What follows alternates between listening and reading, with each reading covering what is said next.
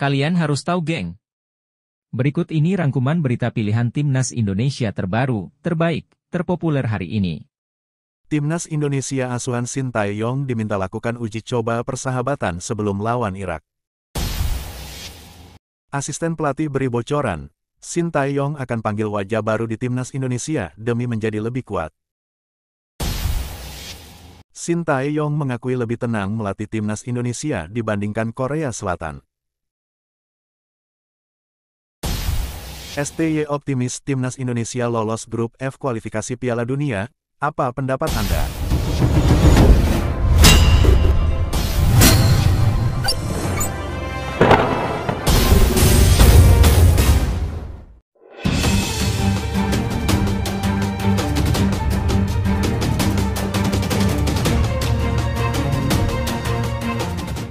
Siapa kira-kira lawannya? Timnas Indonesia akan memulai fase kedua kualifikasi Piala Dunia 2026 dengan melawan Irak pada tanggal 16 November mendatang.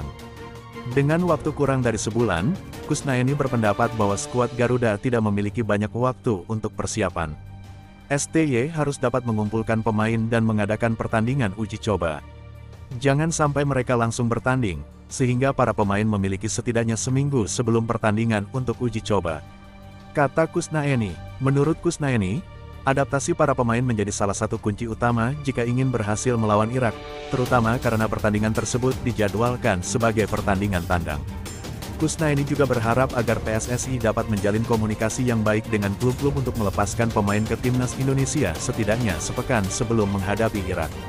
Ia percaya bahwa pertandingan melawan Irak akan menjadi sebuah ujian yang berat, mengingat Irak berada di peringkat ke-67 dunia, yang menunjukkan tingkat kesulitan yang tinggi.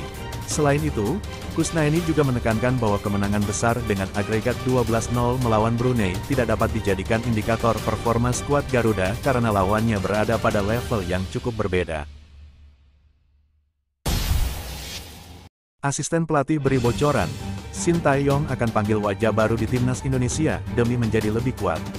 Pelatih Timnas Indonesia, Sintayong, berencana untuk memanggil pemain-pemain baru dalam persiapan untuk kualifikasi Piala Dunia 2026 zona Asia. Indonesia telah memastikan diri lolos ke fase kedua kualifikasi Piala Dunia 2026 setelah berhasil mengalahkan Brunei Darussalam dengan agregat 12-0. Sebagai hasil dari hasil tersebut, Indonesia secara otomatis masuk ke grup F, di mana mereka akan bersaing dengan Irak, Vietnam, dan Filipina. Fase kedua kualifikasi ini dijadwalkan akan dimulai pada bulan November mendatang dengan pertandingan kandang dan tandang. Asisten pelatih Timnas Indonesia, Nova Arianto, mengungkapkan rencana untuk memanggil pemain-pemain baru dalam upaya melengkapi tim sebelum berlaga di kualifikasi. Nova menjelaskan, kami akan memantau semua pertandingan Liga 1 dan beberapa pemain telah masuk ke radar kami. Apakah mereka akan dipanggil pada periode selanjutnya di bulan November atau tidak? Itu akan kita lihat. Kami akan memantau semua posisi untuk memastikan pemain-pemain yang dipanggil sesuai dengan filosofi yang akan dibuat oleh pelatih Sintayong. Sintayong mengakui lebih tenang melatih Timnas Indonesia dibandingkan Korea Selatan. Pelatih Timnas Indonesia, Sintayong, mengakui bahwa dia merasa lebih tenang dalam mengelola skuad Garuda dibandingkan ketika dia melatih Timnas Korea Selatan. Ia mengenang betapa tegangnya pengalamannya saat memimpin The Taeguk Warriors selama kualifikasi Piala Dunia 2018. Sebelum bergabung dengan Timnas Indonesia, Sin diangkat sebagai pelatih Timnas Korea Selatan pada awal Juli tahun 2017. Saat itu, ia diberi tanggung jawab besar. Sirubatana, julukan Sin, dihadapkan pada tugas membangkitkan performa Son Heung-min dan rekan-rekannya setelah hasil buruk di Piala Dunia 2014 dan kegagalan meraih gelar juara Piala Asia 2015. Ia mengingat betapa tegangnya situasinya saat mencoba membawa Korea Selatan lolos ke Piala Dunia 2018. Dengan Timnas Korea Selatan, saya melewati babak terakhir kualifikasi dan melakoni pertandingan ke-9 dan ke-10 sebelum menuju ke Piala Dunia, ujar Sin. Seperti yang dikutip dari buku program pertandingan Timnas Indonesia pada Kamis, tanggal 19 Oktober tahun 2023. Saya merasa lebih tegang, karena itu menjadi penentu apakah Korea Selatan akan melaju ke Piala Dunia atau tidak, tambah pelatih asal Korea Selatan tersebut.